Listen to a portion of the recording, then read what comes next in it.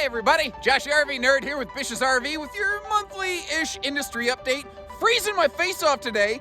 Couldn't have done this yesterday when it was 50 degrees. Today it decided to be 15, but hey, whatever, I bundle up. If you look back through these updates, I swear every time I go to record one, the weather sucks. But you didn't tune in for a weather report, especially considering the day that I published this is probably not the day that I recorded it. Anyway, what do we got today? Well, kind of a hodgepodge of things. I'm kind of stumbling into there might be a bit of a Trojan horse in the North American RV market. I don't have a lot of definitive details on that. I'm really curious to know what people think about this, though. There's been some shocking electrical news in the RV industry. And if that doesn't give you an idea of what you're... Why am I'm just carrying my hand like this. I'm like Ricky Bobby. I don't know what to do with my hands. Anyway, that doesn't sound like Ricky Bobby at all, regardless. If you prefer composites over wood, Asdel might have some new competition kind of in its infancy phases and on the rise. I'm going to be very curious to see where that goes. We're going to talk about supply chains, how things are coming into the marketplace. Used market. We're going to hit on some potential indicators of some interesting used market shakeups. I want to take a little bit of a deeper dive, like on these. Every time you hear a report, RV manufacturers reporting record profits. Yes, but I've got a little more info there. And a little bit of a look at how the face of the RV consumer is changing and how it may be changing the marketplace. All that and more today. If you appreciate this kind of information and the way that we peel back the curtain and let you see what's going on, more than just, boy, she's pretty and we got her for sale. Make sure you hit that subscribe button, like our video, and as we go through this, please drop me some comments, let me know what you think about it, share this video into your social media groups. I would love to get as much different information from as many different perspectives as possible. But for now, let's get started. So to kick things off with a spark, some electrical news. I don't know, maybe I'll see how many electrical puns I can work into this thing. It's probably a result of growing up licking 9-volt batteries. Anyway, I like the tingle. Regardless, Keystone RV, they came out not earlier this year, technically last year, with their whole SolarFlex package, so that every single Keystone has some level of solar on it now, 200 watts and up. They have inked a deal basically with Dragonfly Energy, who was the supplier of their lithium batteries on the bigger advanced solar packages. They've gone deeper with that partnership, and they have made it so that you can basically option on straight from the factory 100 amp hour Dragonfly lithium batteries on any Keystone RV. So the smallest, we'll say Springdale or Hideout or Bullet or whatever they make, all the way up through the big guys, you can load those things up with lithium batteries now, right from the factory. Now, this is a different battery from the Game Changer battery on their advanced solar packages, which is like a 270 amp hour battery. This is a 100 amp hour battery.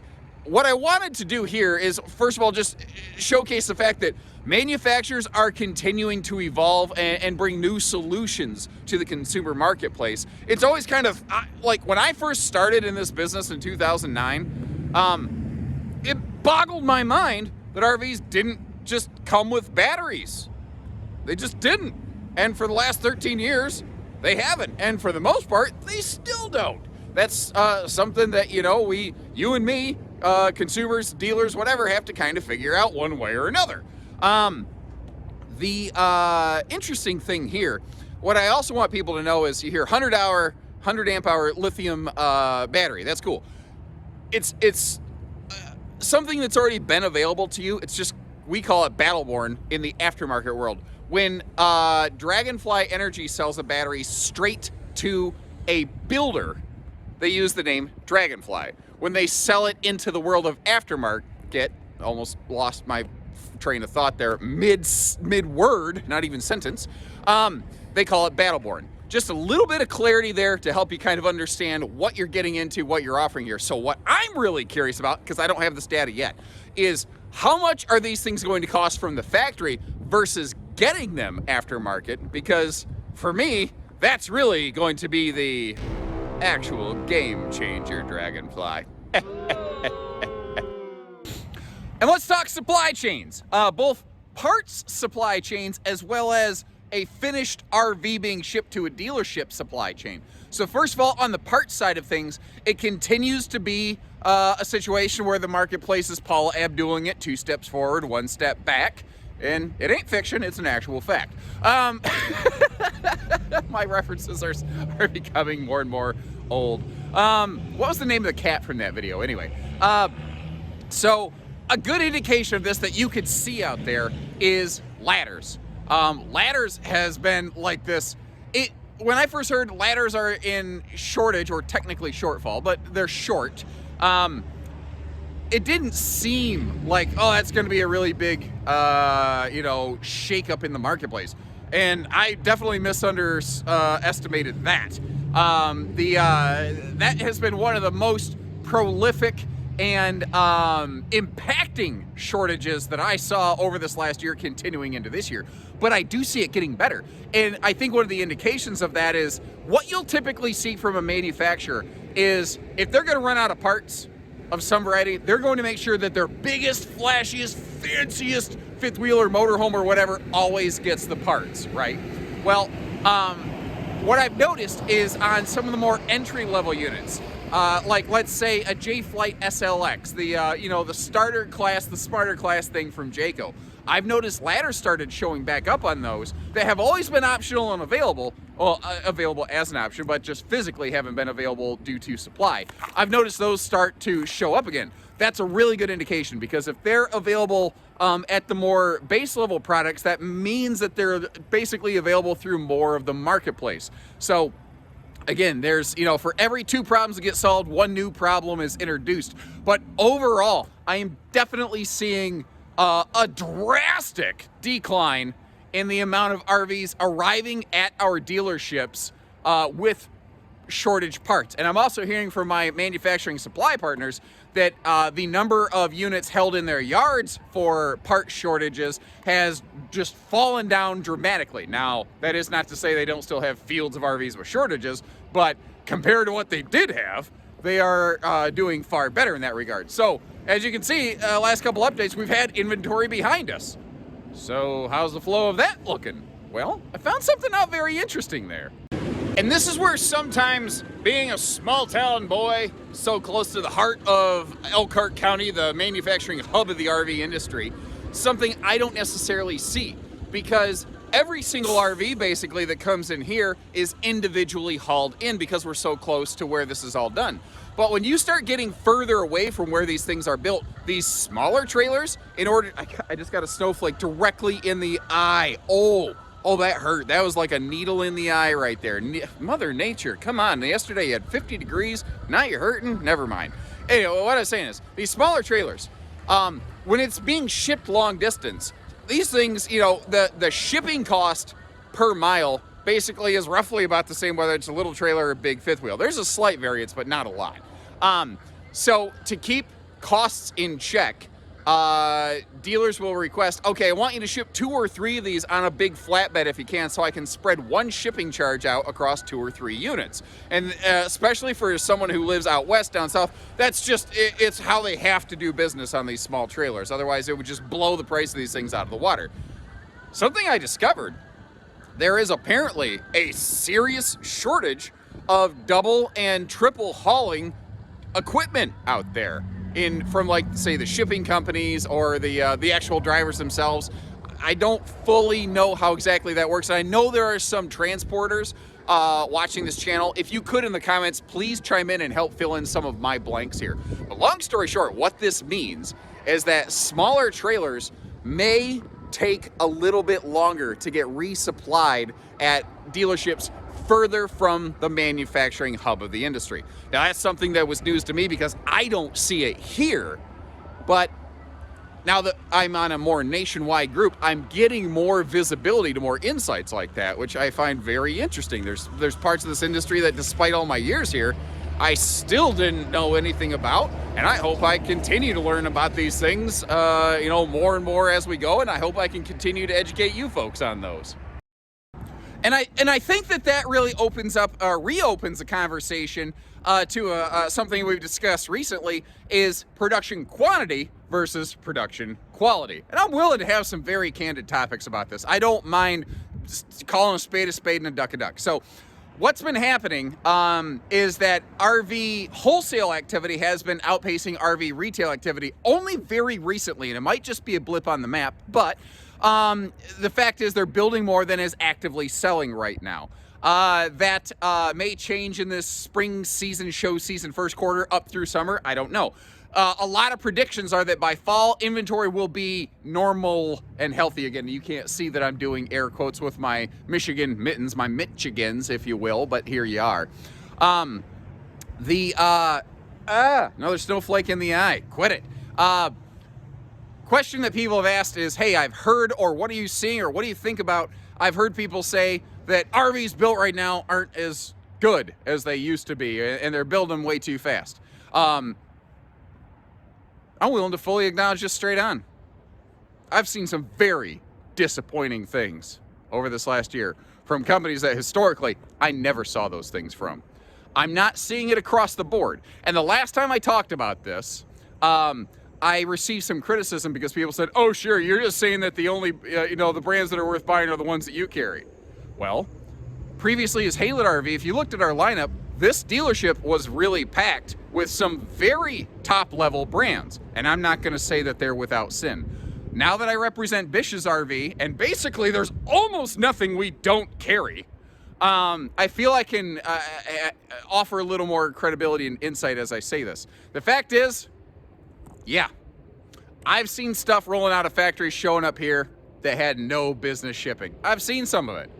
I've also seen a couple companies absolutely rise and meet the challenge at hand. And you're like, well, who is that? Okay, here's a good example of this. Provided I don't forget, on the side of the screen over here, I'm gonna create a little scroll for you. These are all of the brands from each of the companies that earned top level recognition in the RVDA DSI Awards. If you're not familiar with what these are more than just, these aren't the brands that just sold the most. Rather, they're the brands that had the highest levels of support and satisfaction from both dealers and consumers. So we both, you and me both, had to be happy with these for them to earn these accolades. So if you're not sure, if you want to go camping, but you're trying to find a brand that you feel will support you better, look at the names on that list. I'll try to remember to put them in the video description in case I forget, or at least a link to RVDA's, DSI listings of those companies so that you can check them out on your own time. And again, being totally open about this here, I said that Bish's carries almost everything out there. We don't carry every single brand. There's a couple brands in that list that I just put on screen that Bish's does not carry. I am not being selective about this. I want you to know that there are still some very good things out there that are really doing quite well very consistently. Are they without potential problems? No, I've never claimed any RV to ever be perfect, nor will I ever. Are there some that are doing better than others? Yes, absolutely. Are there some that need to get their crap together? They need to get all their crap, put it in a backpack, and take it to work? Yeah, no. There's a couple that need to get their crap together. I just want you to know that it's not, you hear, the RVs are built bad now. No, I don't feel blanket judgment is appropriate there. And what's interesting, when you look at that list, you will actually see where certain companies have only some of their brands listed. That's because if you think about, I'm going to use just a wild example out of thin air. You say Forest River. I hear people say, I love Forest Rivers. Or I hear people say, Forest Rivers suck, one way or the other, you know? It's not Forest River. Forest River is like a collection of unrelated companies under a shared banner. That's something I don't know that everybody realizes. The wind is picking up. Ooh, that hurts. But, each sub-brand of Forest River has its own people, its own facilities, own management, own staff. And that is true of almost any segment of the RV industry. So you almost want to look at, like, instead of saying Forest River, you want to say, how's Wolf Pup doing? How is whatever, name one. Like, how's Rockwood doing? How's Reflection doing? Something like that. You need to look at those sub brands and judge from there. I think that's a big deal. Now, an extension of that conversation is, this is a period in the RV world, history, whatever, where I think it is now more important than ever to make sure you are shopping your dealership as much as you are shopping your RV of choice. Because the fact is, I don't know, that Rockwood, you can get those all over the nation. You don't have to get it from just one place. And that is true of, you basically pick your RV brand. There is no RV that is like truly exclusive to just the one place. There's always a similar or a sister or some other dealer that has it that would love the opportunity to work with you. Another piece of it, well, how can you do that? First of all, check into things like Better Business Bureau ratings, check into things like Google reviews, Facebook scores, something like that. There are resources available out there that are not foolproof, but are good indicators. And I really feel it's a situation where you want to follow your gut. If you're getting good vibes, there's probably a reason for it. If you're not getting good vibes, if the audio doesn't match the visual, as it were, well, shop around a little more. Also, and keep in mind, this is coming from a dealership. I am personally a big proponent of, especially first-time RVers, hiring an independent RV inspector. And think about this. If you're going to finance a house, the bank requires it to be inspected. Why wouldn't you want to do that on an RV? Especially if you don't know what you're looking at, a used RV, new, I don't care. It doesn't matter, new or used. Now, different facilities, different organizations have their own different policies on that. Frankly, I'm not even sure of what Bish's policy is on that. That's just advice I personally really respect and truly believe in. But I realize I'm sitting here spinning. I don't want to make people motion sick. Sorry about that. Let me slowly turn you back around. I've done that in the past. But one thing I will say is, if a place says, nope, we don't allow those guys here, I don't know that I feel confident with that. And again, shop your dealership. I'm pretty sure somebody else might. Little pro tip for you there from your Uncle Josh. If you appreciate stuff like that, make sure you hit that subscribe button. So I mentioned there might be a potential significant competitor to Asdell on the up and come here. I don't think they're physically there yet in terms of their production volume. I frankly don't know much about them. I stumbled into this. Excel, which is a big RV parts builder supplier, acquired a company called Elkhart Composites, and they make this stuff called Elkboard. It's pretty original. I don't care what they call it. The fact is, it is a Luan substitute. It's a composite material, meaning it's a woodless product that can be used in things like laminated walls. It can be a wood panel substitute, primarily used for sidewalls. Now, here's where I think this gets very interesting. So, Excel is not a small company. If you remember from an update or two ago, I was talking about a lot of consolidations happening. Excel is a now Thor-owned company, or Thor-owned property, as it were. Now, interestingly, Excel doesn't sell only to Thor companies. A good example of that are like Coleman Mach ACs or Max Air fans that you find in a Forest River Rockwood, just one example. But this could be an inroad for Thor as a whole to have better access to a composite like wood panel substitute, again, in the realm of Asdell. Now, I personally foresee it first starting to creep into laminated sidewalls in certain brands. That'll probably be in some of their more alpha level, again, air quotes, like higher level, more desired products. And then it will maybe start to bleed through more of the lineup. It's just a prediction. I don't know much about Elkhart Composites facilities, how much they can supply. I do really expect, though, for there to be some kind of money invested in bulking up their infrastructure to be able to provide more of those boards to more of those companies. And who knows, it might not be just Thor-owned companies in the same way that Excel supplies things to other things. I just thought it was a very new, interesting thing, especially here's why I think it's a really cool deal. You heard of all these crazy shortages going on, right? Well, we've talked a lot about shortages. One of the major things that can screw up the RV industry hard is something as simple as, quote, Malaysian plywood, Luan, wood panel, the wall boards that are used in campers or in the laminated sidewalls of RVs. Well, by the way, I've seen some interesting rumors where there's actually warehouse upon warehouse upon warehouse of things like Luan stockpiled, but it's only being offered to like specific RV manufacturers. I'll have to dig into that a little bit further. So it might be that we've been told one thing and shown another, and then another one's actually true. Can't imagine that happening in the world. Anyway, what I'm getting at is Luan wallboard is basically primarily an imported product. And when we still are struggling with things like shipping challenges, supply chain shortages, I think at the time of this filming, there's a massive container ship on fire floating around in the ocean as if we needed more problems, but neither here nor there. Again, that stuff is getting worked out, just not as quickly as we would like it. But this company, Elkboard Composites, they're right in Elkhart.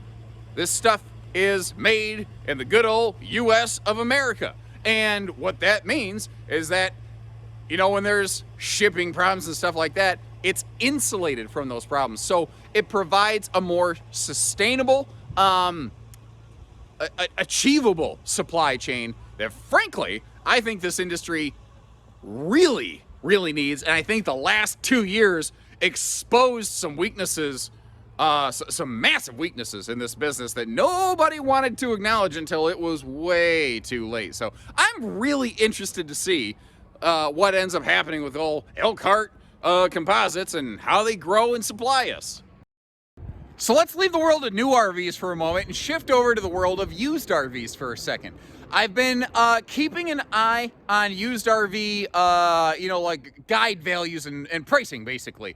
I started to notice something interesting at the last quarter of, quarter?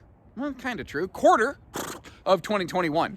I noticed travel trailer values and pricing have still really held consistent, very flat, very strong, by the way. If you have a used travel trailer that you're looking to offload, they are still absolutely holding some very strong value. The used motorhome market actually spiked up, I think it was like 7% in the last quarter, but that was after this really weird dip around August of about the same amount. So overall, used motorhomes have also held some pretty consistent value. Although this weird up down spiky trend, I don't know really what to make of that. That's something I'm going to have to continue to monitor further. The used fifth wheel market is an interesting little note. That could be another indicator of what I call a potential shift in the winds here. I've seen in the last couple months the value of used fifth wheels drop by about 9%. Now, again, keep in mind, I hope you appreciate this. I represent a dealership group. I am given a virtual license to kill where I can provide information like this. I really feel fortunate that I work for an organization that allows me to share information like this. But I just told you, the used RVs in my company's inventory aren't worth as much anymore. That's not the kind of information you're normally going to get. I really hope you appreciate that. So, you know, why would I make this up? You know, it doesn't provide anybody any benefit other than just being straightforward with you and giving you the information to make an educated decision, whether it's with us or anybody. I don't care. This is true whether you buy from us or not. That's what I want you to know. I saw the value of used fifth wheels, though, drop about 9%. That's interesting. Now, we are still largely in unprecedented situations, but I do have a lot of years of experience. And I've seen trends like this kind of happen before. And it seems like every time something happens right now, we want to ask, is it because of COVID? Is it because of COVID? Is it? I mean, maybe a little bit. There's always 1,000 factors. I think one of the major influencing factors here, though, is fuel. As fuel prices rise, I've noticed people seem to be less inclined to go big, heavy, long-distance fifth-wheel traveling, and they're a little more inclined to stay short and local. And I would be curious to notice, can we get a trend in the comments section? As over the last couple years, as fuel prices have changed, has that affected your decision to camp, where you camp, when you camp, and how far you're willing to drive? I would really like it if some people just chimed in there, and then I'm going to scan through the comments and see if I can spot a recurring trend. Whether that will continue, I don't know, because again, the fifth wheel or the motorhome market has been really spiky. What I do personally still think will happen, though, is used values will continue to remain very strong, I feel, through the bulk of the 2022 calendar year camping season. Where I think it might get very interesting is, remember when I said this fall is when I think inventories are going to heal? Again, that is the period at which I believe manufacturers may start opening up discount programs to their dealers again, incentivizing dealerships to order more RVs instead of wait. The moment that happens, the value of used RVs will immediately diminish. That will be a rough time for dealers. That will be a good time for consumers. And again, I stand no personal financial benefit in sharing that information with you. I am just really glad that I get to work for some people who allow me to and encourage me to provide that information, giving you a level of consumer advocacy, if you will, that in business you just don't often find. Snowflake up the nose. What is that about? Oh, I was not prepared. Anyway, I don't know if you've ever experienced the sensation of a cold snowflake jabbing the nerves in your nose, and then slowly melting. I don't know if I can describe it. I just know it is unpleasant. Anyway, so I talked about every time you hear a report from some RV manufacturer right now, not just RVs, but almost any production company, you hear record profits. Well, yes and no. I want to begin this by saying I am not standing up here to protect, defend any manufacturer, because again, this is, whether it's boats, houses, RVs, doesn't matter. I just want to provide a lens and a perspective to this, something that maybe some insights that I have in this industry have kind of offered me. I just want to share. Yeah, they're making money, plenty of it. When you hear record profit, though, that is a comparison of static numbers. Last year's number versus this year's number. You have to look at that through the lens of inflation. Now, I want to stop immediately right there. When I say that word, a lot of very strong feelings, a lot of very political feelings and topics start coming up. Please don't tank my comment section with this. I am not a political pundit. That is not at all what I'm getting into. What I'm saying is that if you look at the trend of inflation in comparison to these record profit margins, it provides a little bit different story. And again, where this is an interesting thing to share as someone who's been on both sides of what I'm about to share with you. The trend through these hard times has been that the bigger companies are gobbling up available resources and leaving less and less and less for smaller companies like mom and pop shops. Again, last year as Haylett RV, I saw and felt that, and now as a still family-owned but larger organization, I'm seeing my dealerships have inventory rolling in. I have personally seen it with my own eyes. There's absolutely no denying that that is a thing that happens, and at least in this industry, and realistically, guys, come on, any industry. But where that bothers me is because I came in, I grew up in a family-owned and operated facility. I don't want to see those smaller shops, those smaller groups. I don't ever want to see somebody put out of business. And I guess more than anything, what I'm expressing here is a hope that inventory levels do heal, equalize, normalize across big and small dealerships and allow those smaller family-owned places a better ability to, compete on a little bit more of a level playing field out there. I don't ever want to see someone go under. It's like look what has happened. I don't want to see happen to the mom and pop RV shops what has happened to things like mom and pop restaurants. I've got some personal friends in Florida that they had a marketing business that they decided to leave it all. They opened 3 restaurants in Florida, and they just recently had to close their final one.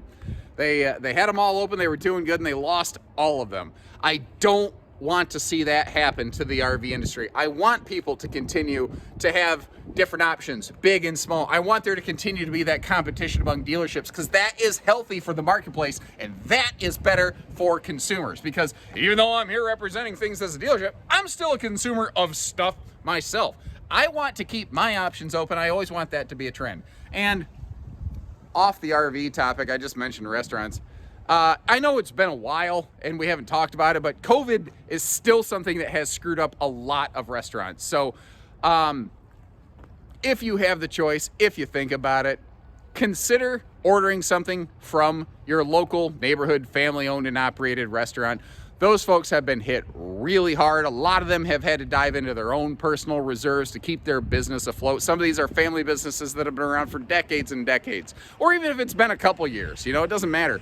So just maybe, consider that for dinner. If you're gonna go out to eat tonight, maybe consider something like that versus, some sort of car side to go thing, because those folks could really use the hand. Again, I'm always in favor of trying to help and support your local community. We actually do a Food Dudes Day here, where like every Tuesday we get together and order from a different local place. And that's just, I don't know, maybe do your own Food Dudes Day or Wing Out Wednesday, whatever you want to call it. I don't care. Sorry. I didn't mean to get on this soapbox here. Let me get back to the topic at hand, which I think is a very interesting thing. There might be like a Trojan horse penetrating the North American RV market. And I don't have a lot of confirmation of this. I am not trying to hurt, slander anyone or anything. Again, I've shared information in this video that isn't necessarily beneficial to, my organization as a dealership chain. I'm just trying to be fair. I'm just trying to share things out there. You've heard of things like, Black Series, Opus, OPI, and I am really looking for additional information and insights. If someone who, I don't care if you work at one of those companies, if you have things that you can tell me about those, I'd like to know about this. You hear referred to as Aussie trailers. If you check out their websites, you hear all about how they have this Aussie legacy and background. Okay, and none of that is untrue. These are Australian designs. I'm kind of finding out that these are things that are essentially completely built into a kit in China and then just assembled in the US. Now, as I say that at the same time, don't get me wrong. I don't care if it's that guy. I don't care if it's that guy. If we relied on only US sourced parts for the RV industry, we would not have a lot to look at. So I don't condemn anything just because it comes out of China. And I know that word is one that is very sensitive to a lot of people right now. Again, I'm not being political about this.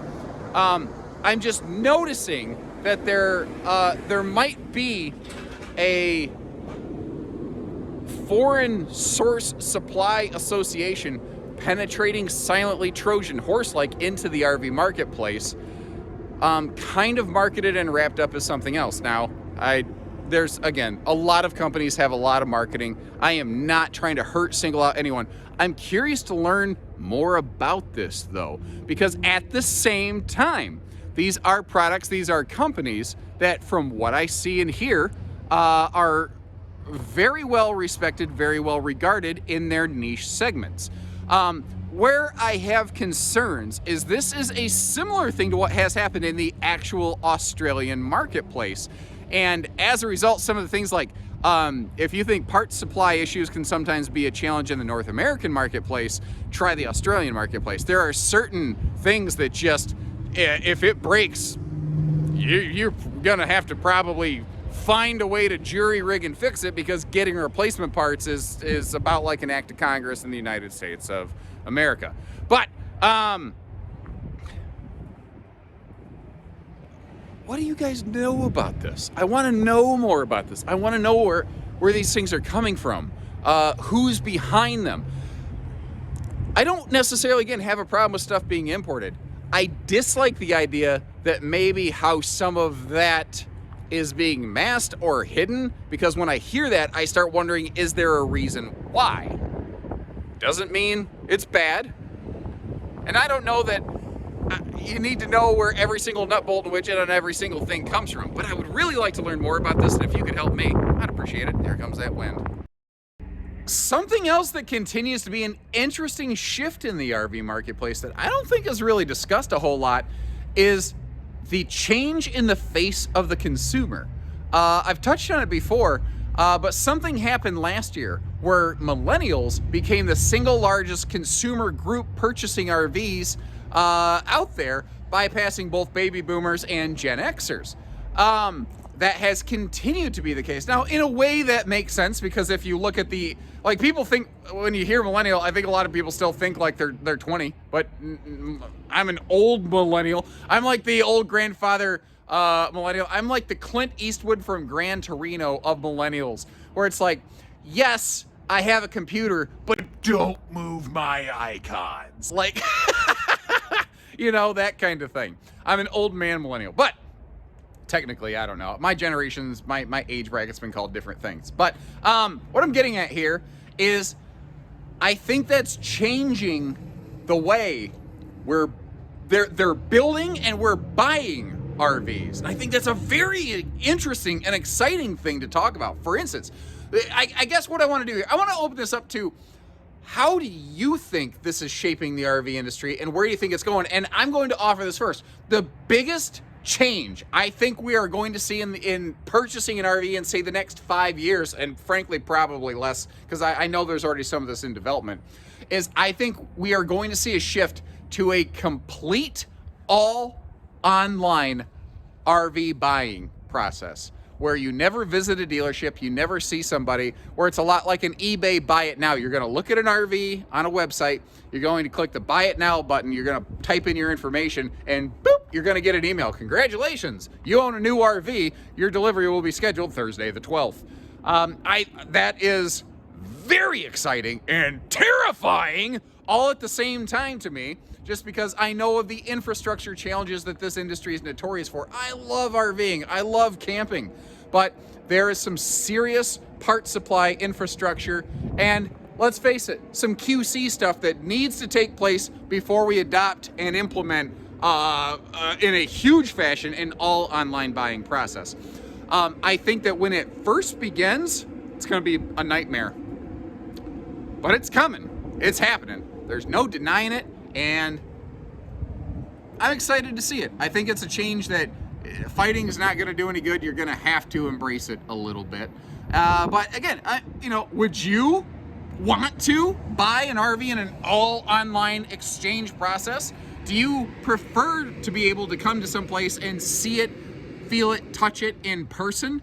I can see it both ways. How do you guys want to buy your camper? Given, if you had the choice right now today, what would you want? Me, personally, what I want? I would like a Wendy's Baconator for lunch. That's what I would like. But I've been adopting a healthier living lifestyle since the turn of the year, and I finally feel like I've shed a few pounds, and I don't feel like shooting that in the foot. Hopefully you're doing a good job of sticking to your New Year's resolutions. And that's all I got for you this month, ladies and gentlemen. Once again, if you appreciate the fact that we're willing to share stuff even when it's not beneficial to us, please like our video, help spread that message, subscribe if you haven't. We'd love to have you around for the next one, because obviously we do more than just RV tours and stuff, tips, tricks, and insights like this that benefit you as consumers. You know, we're happy to put that out there, and we would love the chance to work with you when you're ready. And until next time, as always, let me know what you think. Take care, stay safe, have fun, And best wishes from Bishes, everyone.